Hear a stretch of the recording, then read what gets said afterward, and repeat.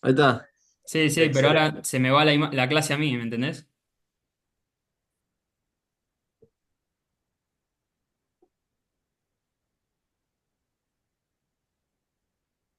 Ahí está la clase. Abrí la presentación y vamos. Bueno, la doy por acá. Muy bien. Buenísimo. Bueno, soy el doctor García Espina Augusto. Vamos a continuar con manejo de vía aérea 2. El contenido de la clase, vamos a hablar un poquito de preoxigenación, todo lo que es las bases fisiológicas, un poco de la eficacia y la eficiencia de la preoxigenación, oxigenación apneica, también un poco de su fisiología y por último, un poco de broncoaspiración, también su fisiopatología. Bueno, en cuanto a preoxigenación, si tenemos que dar una definición, digamos, es el proceso por el cual le otorgamos oxígeno a los alvéolos del paciente, los cuales se intercambian por nitrógeno, digamos, se produce una desnitrogenación de los alvéolos. Todo esto para prolongar el tiempo de apnea, digamos, tener un tiempo de apnea seguro en el momento de nuestra manipulación de la vía aérea. ¿Cuál es su objetivo principal? Bueno, maximizar la cantidad de oxígeno, principalmente en la capacidad residual funcional del pulmón, y así retrasar la hipoxemia durante la apnea.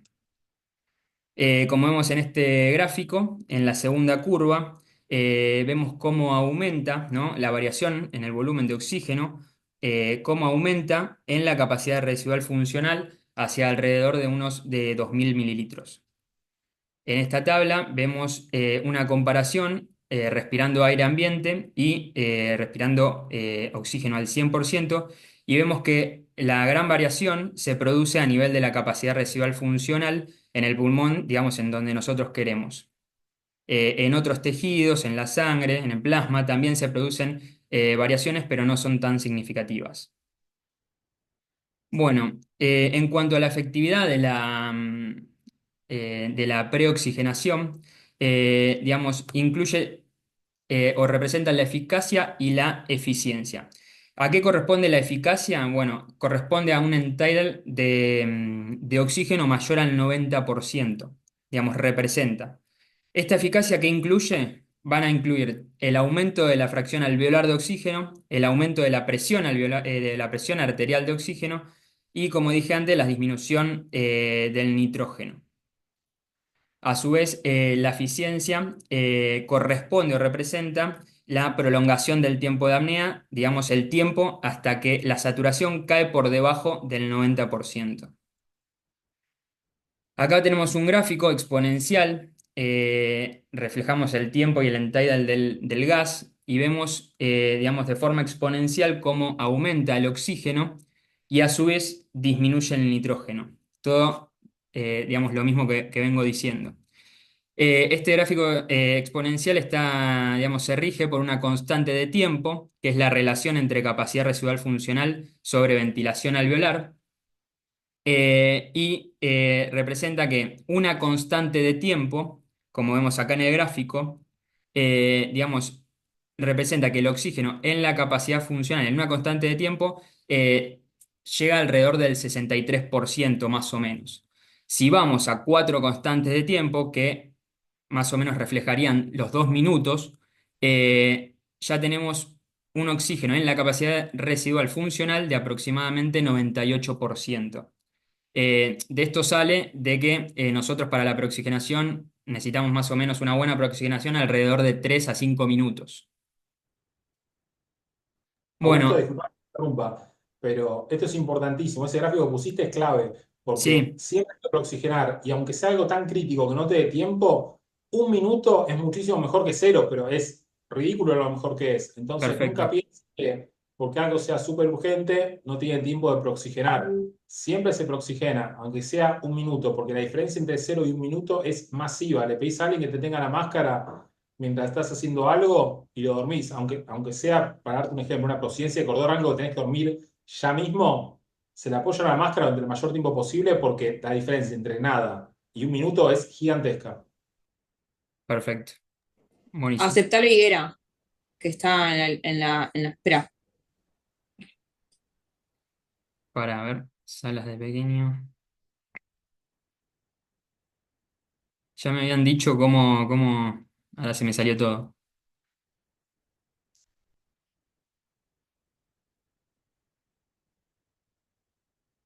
Bien,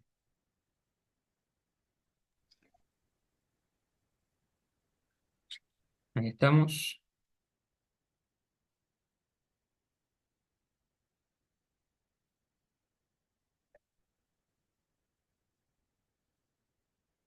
Dale, sí, venís re bien, che. Sí, sí, pero se me salió a mí. Cuando salgo de acá se me sale, no sé por qué a mí. Ahí está.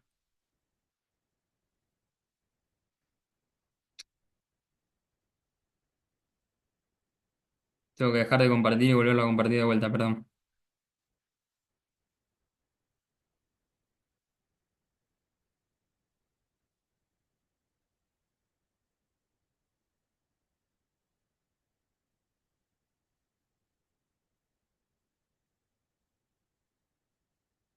Ahí estoy ¿Ven la diapo de preoxigenación y desnitrogenación óptima?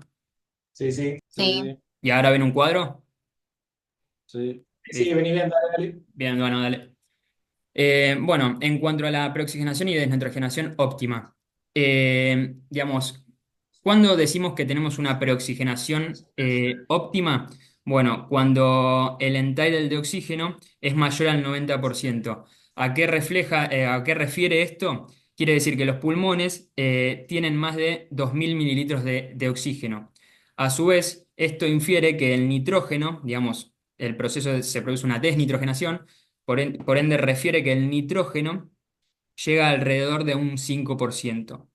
Eh, Debido a la presencia obligatoria de dióxido de carbono y vapor de agua en el gas alveolar, no se pueden lograr fácilmente un end-tidal más del 94-95%. Por eso nosotros con un end-tidal más del 90% ya decimos que es una preoxigenación óptima. Bueno, acá tenemos una tabla digamos, de factores que afectan tanto la eficacia como la eficiencia.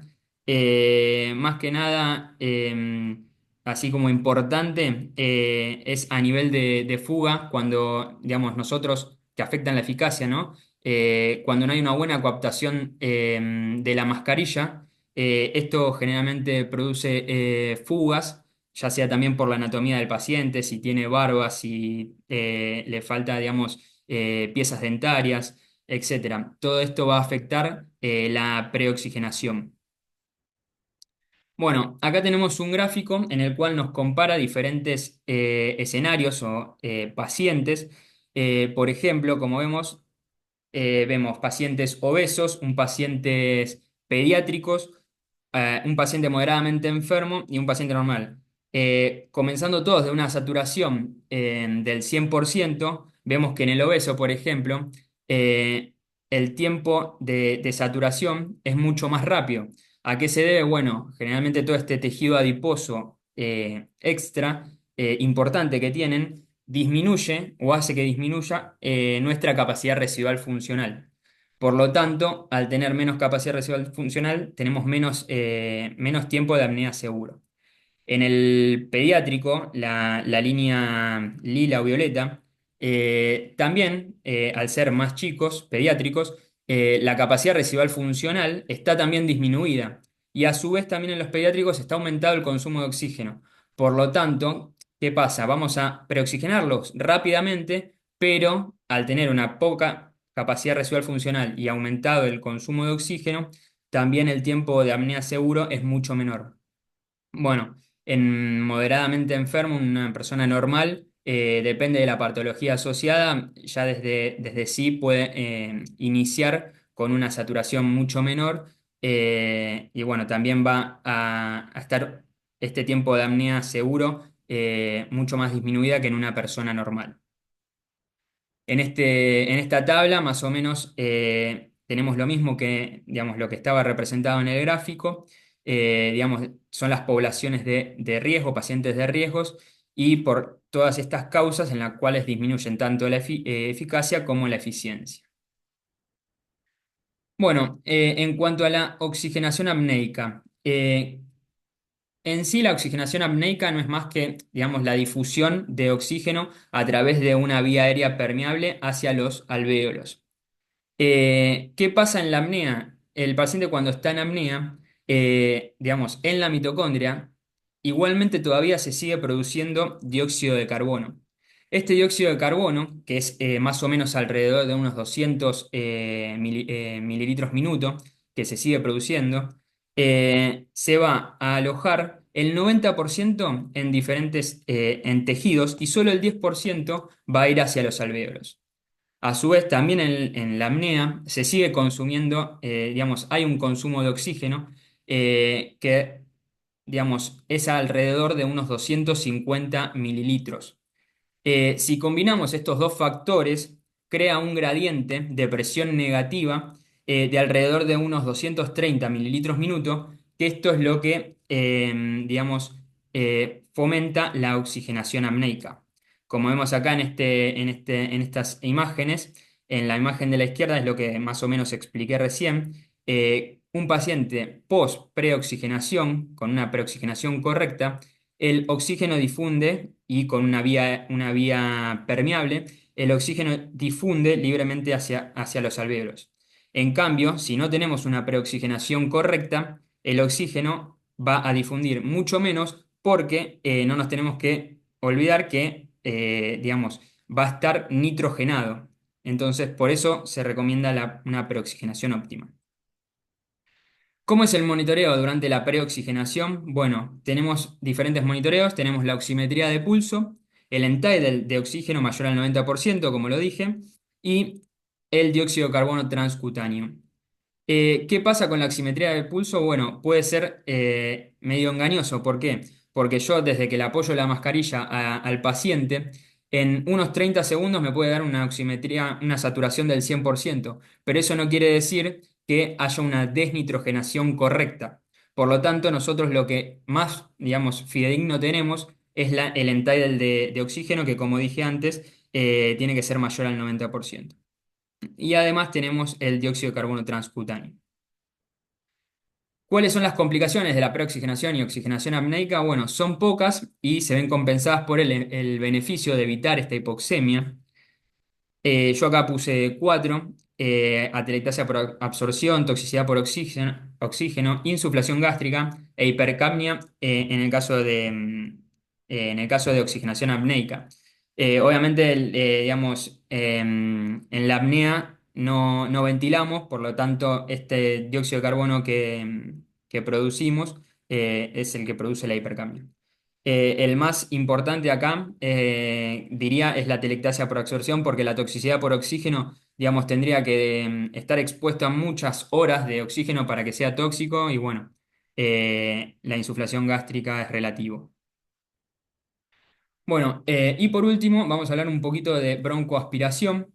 En cuanto a la definición, está definida como la entrada de material líquido o sólido en la tráquea y los pulmones. Ocurre cuando los pacientes sin suficientes reflejos protectores laringios regurgitan pasiva o activamente el contenido gástrico. ¿Qué consecuencias tenemos de esta broncoaspiración? Bueno, se pueden dar diferentes síndromes pulmonares. Tenemos la neumonitis asociada a ácidos, la aspiración asociada a partículas y las infecciones bacterianas que también pueden dar abscesos más tardíamente. ¿Cuál es la más frecuente? La injuria más frecuente, bueno, la neumonitis por aspiración. Fue descrita por Mendelssohn en 1946 y esta injuria o lesión a nivel de los pulmones, del contenido, digamos, se produce por la aspiración justamente de este contenido gástrico, estéril y ácido. La gravedad de esta lesión va a depender del grado de la acidez de lo aspirado, del volumen aspirado y de partículas, si hay presentes o no partículas. Eh, digamos, bajos volúmenes, pero con una concentración de pH muy bajo, pueden causar neumonitis muy severas. Como ahí vemos, solo 50 mililitros puede ser, digamos, causar unas neumonías o neumonitis muy severas. En cambio, altos volúmenes de aspiración, pero con un pH mucho más amortiguado, mucho más alcalino, pueden producir neumonitis menores. O sea, acá lo que más importaría es el pH de ese volumen. Y bueno, digamos, estas neumonías, este aspirado puede ser no estéril o, digamos, que tenga partículas, va a producir neumonías y los agentes más característicos de estas lesiones son Staphylococcus, Pseudomonas, anaerobios, Klebsiella y Escherichia coli. Bueno, ¿cuáles son los factores de riesgos de esta broncoaspiración? Bueno, tenemos los medicamentos propios de la anestesia en sí, como por ejemplo, bueno, propofol u opiáceos propios de la inducción de la anestesia, que afectan el tono del esfínter esofágico inferior, el nivel de la conciencia y los reflejos protectores. Todo esto fomenta, obviamente, la broncoaspiración. También tenemos condiciones predisponentes, como por ejemplo pacientes con, digamos, ayunos no fiables que se lo toma como que no están en ayunos. El caso de las embarazadas de más de 20 semanas, obesidad o IMC mayor a 40, obstrucciones gastrointestinales, hernia hiatal, cirugías gastrointestinales altas previas, bariátricas, gastroparesias, etc. Obviamente también pacientes sin ayuno digamos, con cirugías de emergencia que desconocen el ayuno o alguna patología intraabdominal aguda o traumas o dolores o dolor agudo, digamos.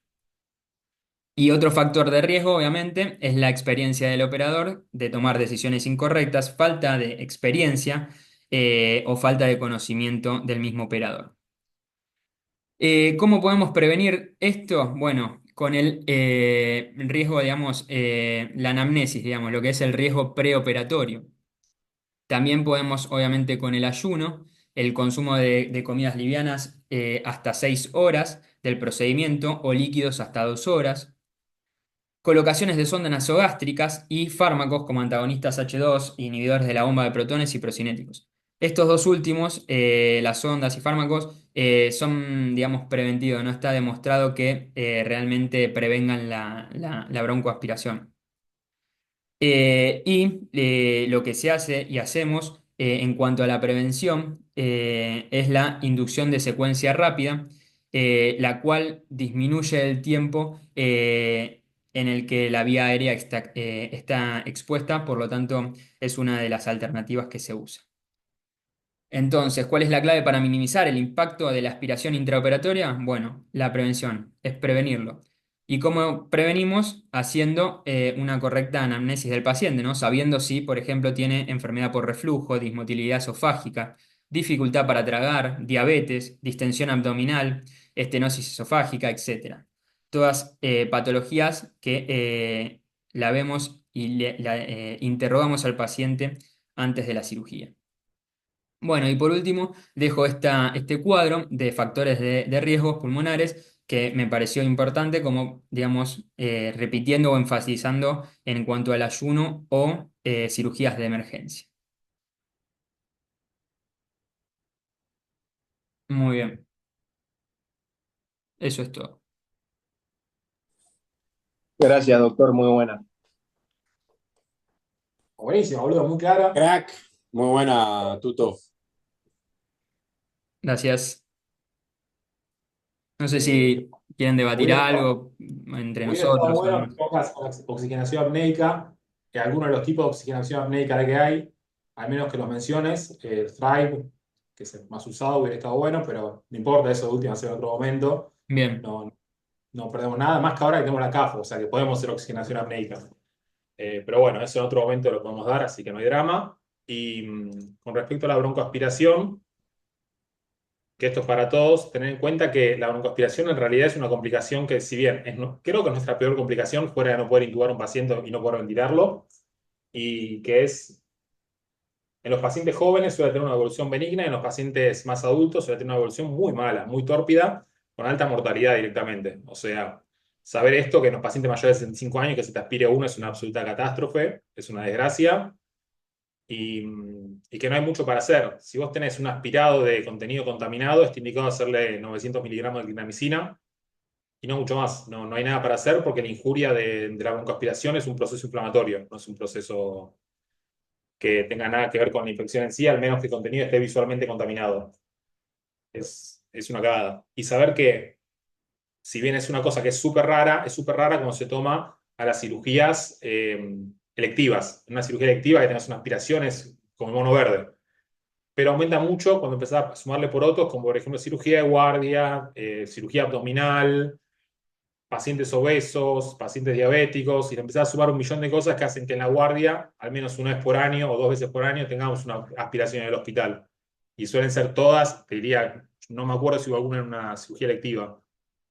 Por ahí en alguna vea con un paciente con acalasia, algo así, algo muy evidente que decía aspirar, pero suelen ser todas en cirugías de guardia en estas condiciones. Así que eso tenerlo en cuenta, que es muy rara, pero en la guardia tan rara no es. Una al año hay seguro.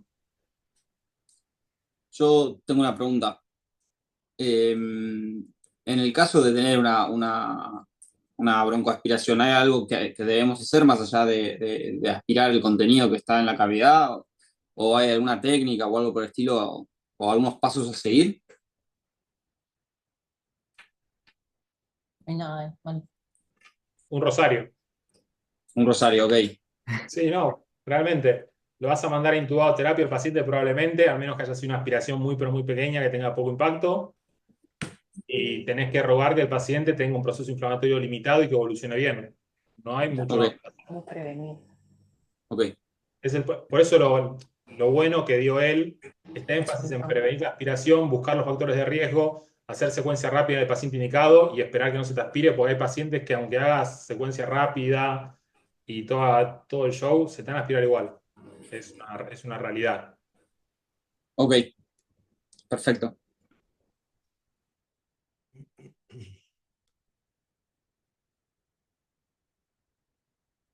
Y una cosa más, cuando hablaron de la constante de tiempo, depende también intrínsecamente de dos cosas, que ya la vamos a ver en módulo de ventilación, supongo, pero que se relaciona con la resistencia y la compliance pulmonar, que justamente permite la carga de oxígeno. Entonces, como ustedes no pueden controlar el metabolismo o el consumo de oxígeno del paciente, que sería el segundo factor que les va a permitir que tengan una buena preoxigenación, tiene que controlar el primer factor, entonces siempre piensen en estrategias para efectivizar eso. Más allá de la preoxigenación, acuérdense de la presión positiva, si el paciente es obeso, hacer una buena rampa, ponerle un antitrend o lo que sea, etcétera. Y si quieren, después nada, para que lo lean los R1 nomás, el tema de a qué fío le van a administrar al paciente y si es necesario hacer el mismo proceso por el tema de las atelectasias que se dan por reabsorción. O sea, eso siempre lo tienen que tener en cuenta. Y fíjense si, como para que lo lean nomás, el tema post-extubación, o sea, qué mecanismos se irían en la post-extubación del paciente. Perdón, pero acá voy a bajar línea. No hagamos pagadas, no nos pajeremos con las atelectasias por absorción. Fío al 100 al despertar, fío al 100 en la intubación, no pongan fío 80. Cada uno hace lo que quiere. Cuando ustedes tengan la potestad de decidir, hagan lo que quieran, pónganle fío 50 si quieren. Pero dada la poca evidencia de que tenga algún impacto usar fío al 100 al extubar y la abundante evidencia que tener un problema porque el paciente se te ponga hipoxémico por cualquier problema en el despertar, a mí me parece irresponsable decir algo excepto hacer FIO al 100 en la extubación. Bueno, FIO 80 en la intubación tiene capaz un poquito más de sentido, pero en la FIO extubación 80 en la intubación está comprobado y FIO al 100 en la extubación dice costo-beneficio, dependiendo del tipo de paciente que hayas tenido, que obviamente si fue una vía aérea dificultosa, amerita, y coincido con vos, pero como la bibliografía es controversial, es me parece evidencia que mucho es más un amplia tema como que está que no, bueno para los chicos que están más avanzados no. leerlo, porque es como, A ver, esto es una bajada de línea, o sea, esto lo estoy diciendo está bien, yo. listo, Mi Santi, año está bien. es así.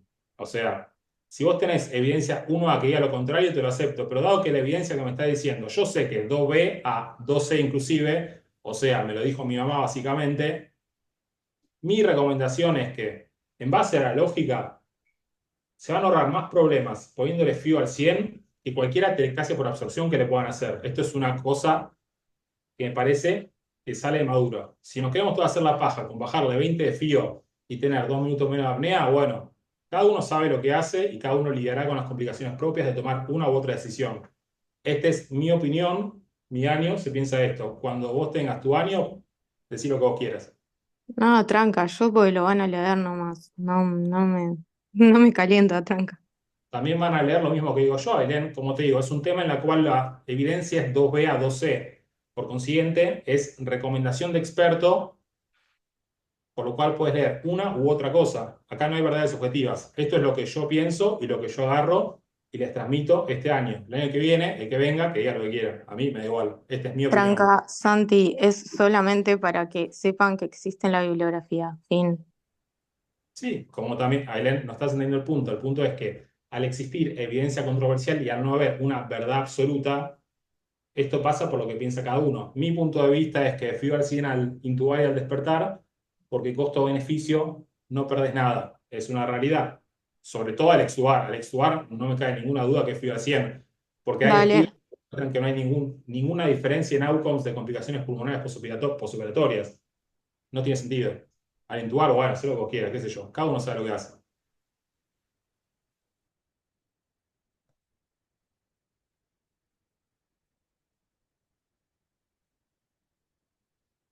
Muy buena, Tuto.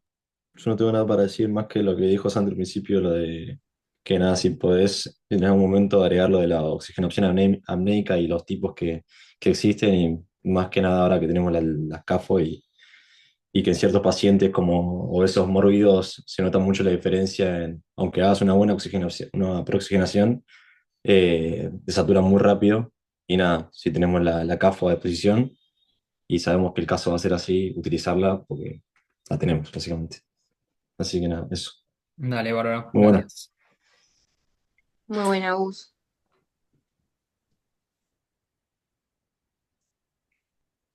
Bueno, Bueno, Bueno, listo, gente. Bueno, corta la buen fin grabación, de vamos. grabar. Buen fin de... Nos vemos. Luego.